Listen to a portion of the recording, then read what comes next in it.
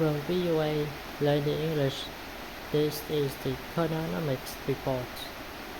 The population of Vietnam is growing old at the fastest rate of any nation in recorded history.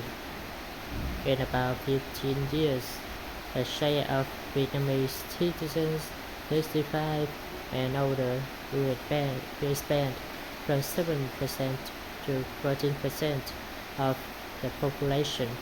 Victoria Copwell is the World Bank's country director for Vietnam. She says there will be a slowing down and shrinking of the Vietnamese labor force in the future. She says this will create increasing demands on the people who do work. Low-cost labor has supported businesses in Vietnam. Copwell says it is the only country in East Asia where economic growth was higher in 2015 and 2014.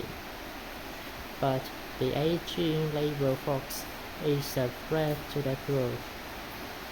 For many years, Vietnam has been a country of money savers, but now has told that it is growing.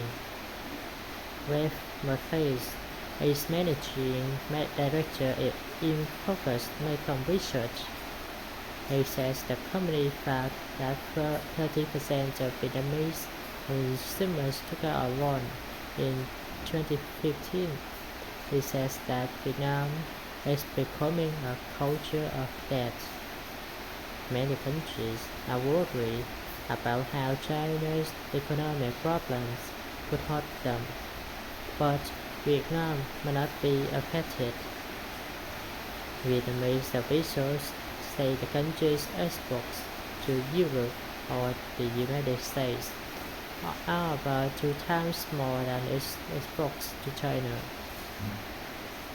Vietnamese relations with China have worsened recently over territorial disputes in the South China Sea, but that has not stopped Vietnam from buying more products from China than from any other trading partner. For VOA Learn English, I'm Jonathan Evans.